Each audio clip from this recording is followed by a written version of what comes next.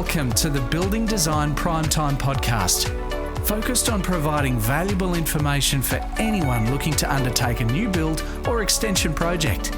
We'll share our tips, tricks and stories from a building designer's perspective.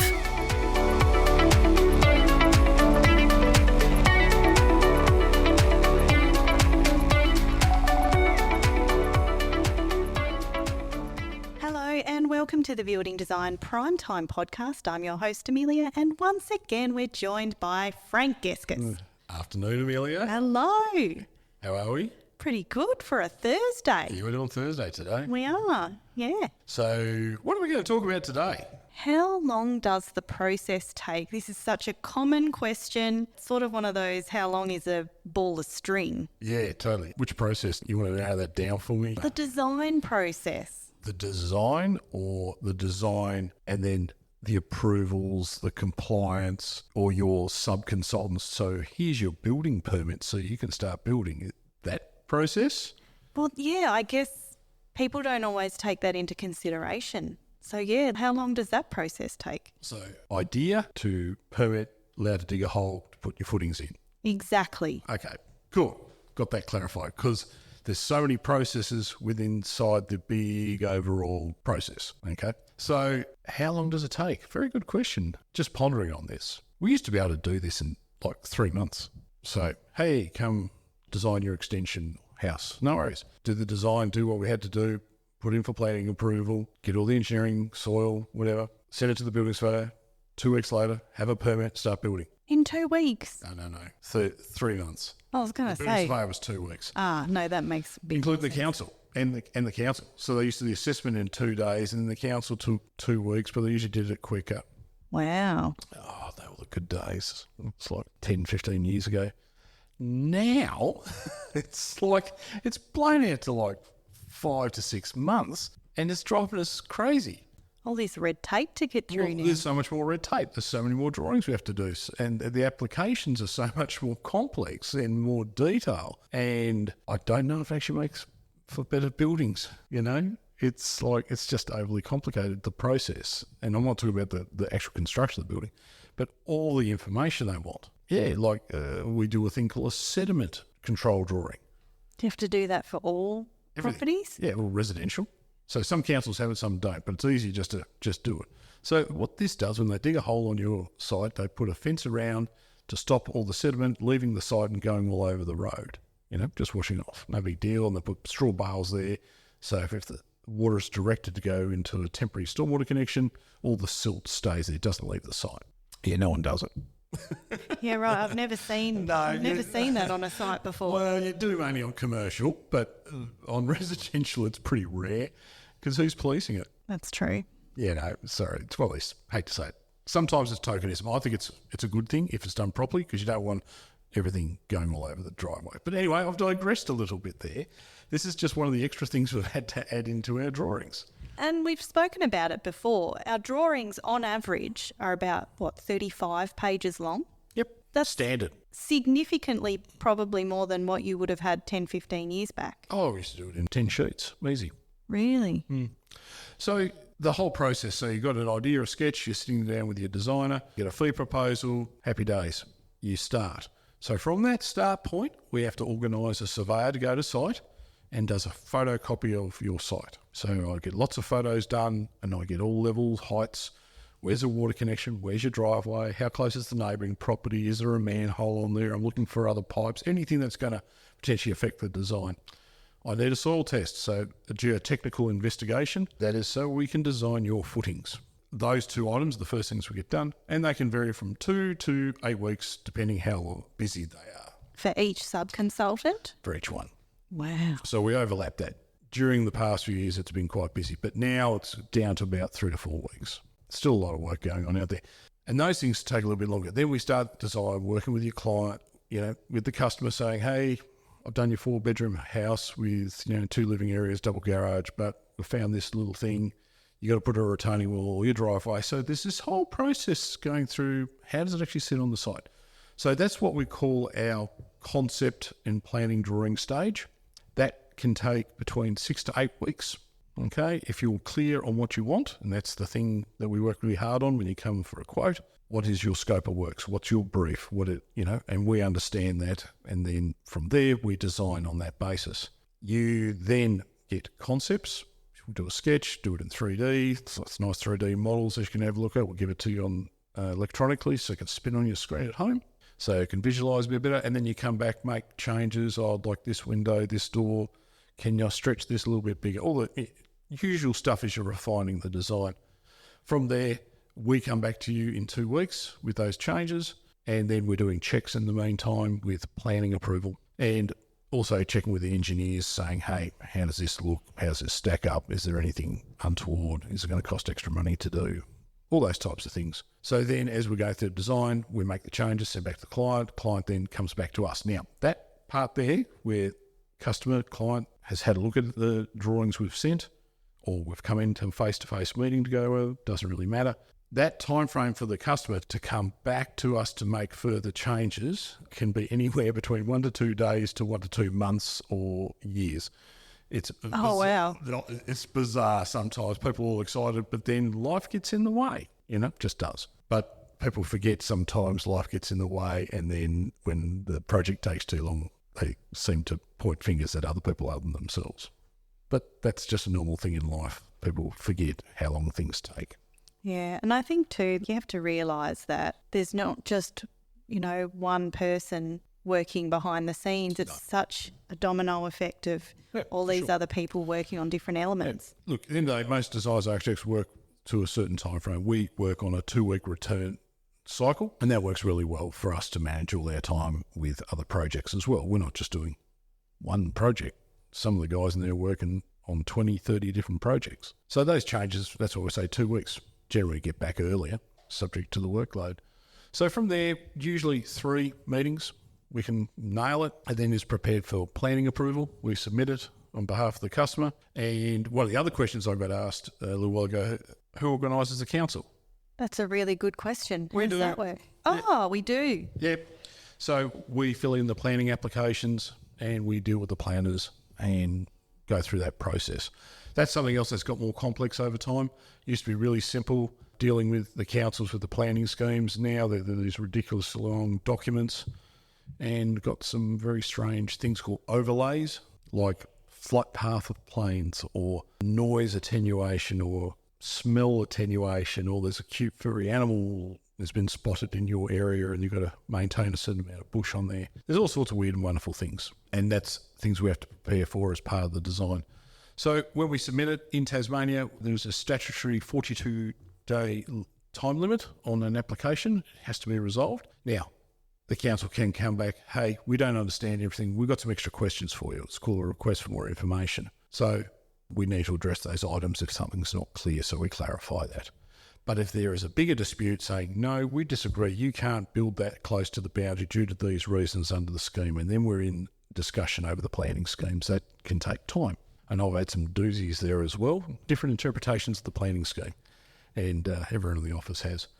And that's always a challenge, and then we notify the customer. So that 42 days, because the clock stops when they ask for more information, it could go to 6, 8, 10 weeks. So that's just for planning? Yeah, but normally 42 days, we allow for that.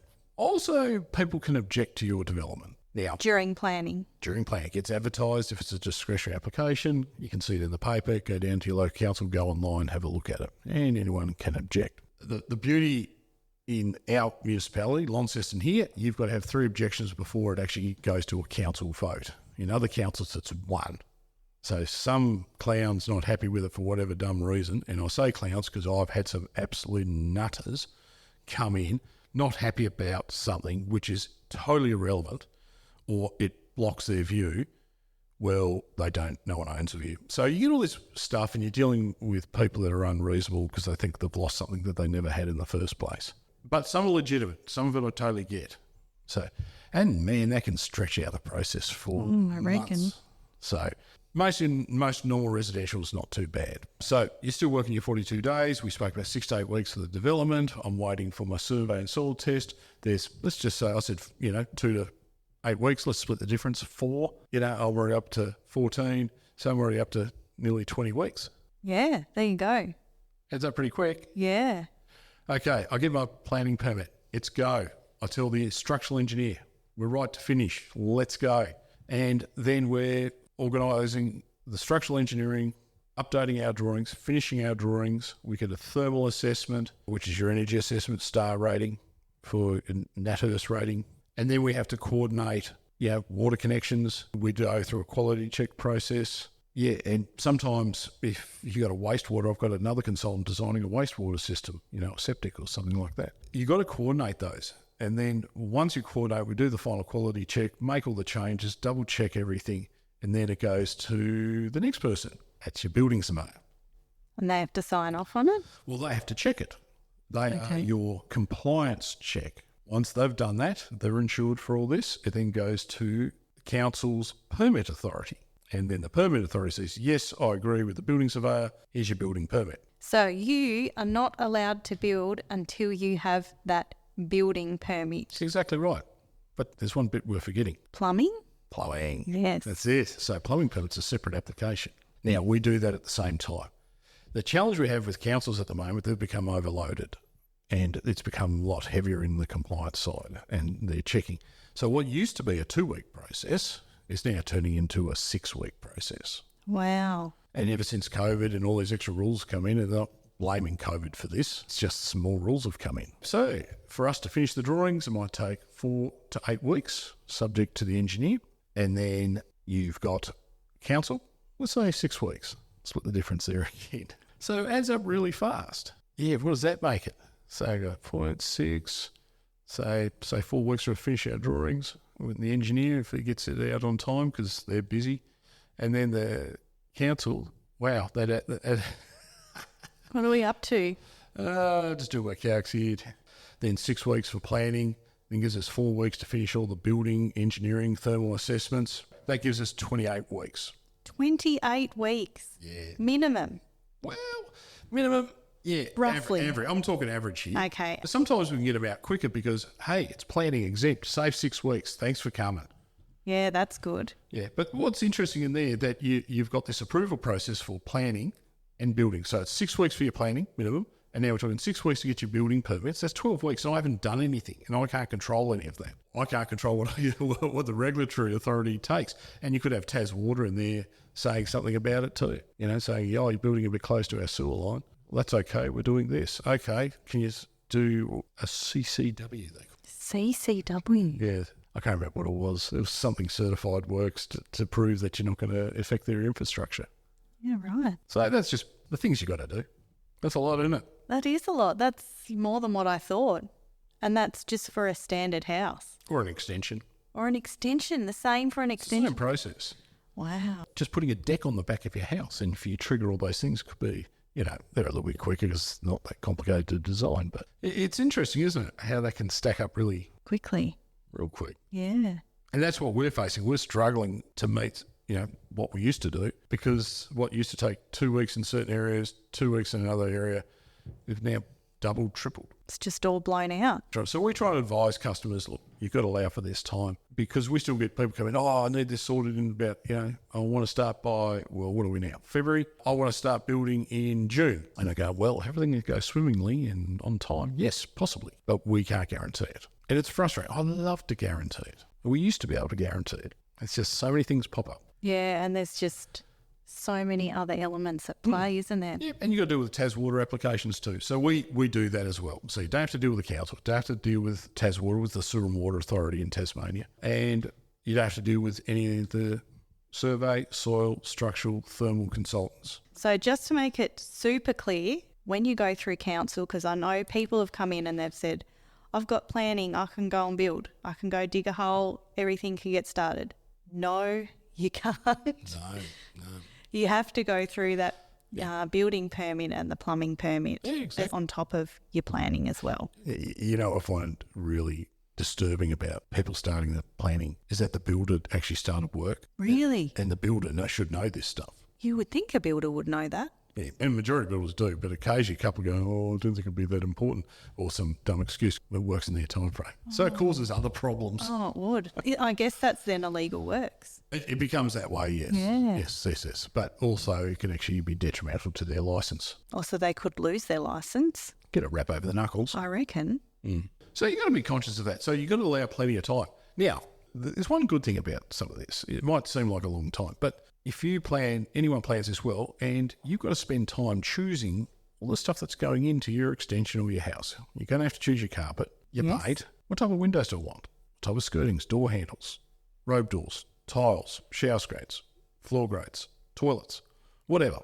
You've got to choose all this stuff. So why wouldn't you use that time to do all that research? It makes sense to use all that time. Yep. It's amazing how many people don't. Really? Yep. They wait till the last minute. Oh, I don't get it. We advise you need to start doing this. We even offer a free spreadsheet to use. You go check off all this stuff. And then when the builder knows exactly what you want and he can price it, happy days. Anyway, not everyone is that proactive, unfortunately. When you work with project builders and stuff like that, they have that process to do all the selections. And it's a great system. Oh, definitely. In that sense. But do your own research there, find out what you like. See how much the difference in taps cost, or the kitchen sink, or an undermount kitchen sink, and look at the cost difference. Go to the joiners. It's a great time to do your research. Oh, definitely. And we have resources here that we can provide. Oh yeah, 100%. But it's just good to be aware of everyone understands timing, what's involved, and then how we can assist. But you might as well use your time proactively in that to ensure you know what you want in your house. All right. How long do these permits last for? Because you've said that these can stretch out over a longer period. What happens if things get drawn out for too long? Yep. Are your permits then obsolete? Yes. Wow. So you've got a couple of years on your planning. So on your DA, development application, planning permit, you've got a couple of years on that. You can apply for extension subject to what it is. If you make a substantial start, i.e., let's just say you do an extension, you're putting a shed in the backyard and putting a deck and a few other things. Things don't go to plan, the budget isn't quite there, but you need the shed and you get the shed up.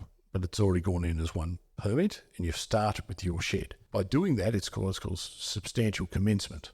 So then the planning permit stays open. The building permit is limited, it goes year by year. So you really need to make sure that you get that extended, because if it runs out, you've got to get it reassessed again, and you're paying all that money to get it reassessed. Yeah, it seems like a bit of double handling. So you've got to be very careful on that, of the timing of it. Because I've had plenty of people come in, oh yeah, we're ready to go now. What do you mean? It says your permit ran out a year ago, or 6 months ago, or a couple of weeks ago. Oh no. At that, we've been able to talk our way through that. But you've got to be really careful of that.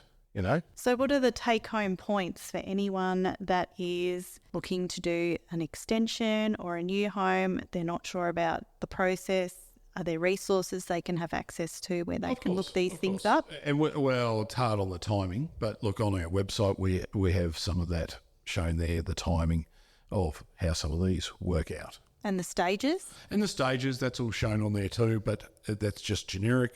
Each house can be different there too. So you need to talk to a designer architect. They'll be able to help you through all things for your particular project. You might have to have some specific boundary work done. You may have to have a special report done because of your location. There's all sorts of things. Not everything's straightforward. And I guess you also have to look at when your builder is available too, because if it takes, 6 months at least to get everything through, will your builder even be available then? I've seen that happen. Yeah. It's not available, lost your spot. Yeah. Especially if things are delayed, which, some of these are unforeseen circumstances, but it can be a challenge, I guess. Yep. Have a backup tough. Even. Well, it's hard to do that as well. You just got to get your slot and make sure you get things done. Be proactive. Yeah. Try and help shorten the time frame to a point.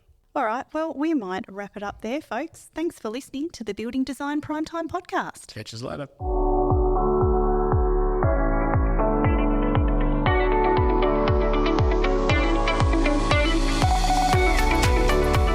You're listening to the Building Design Primetime Podcast.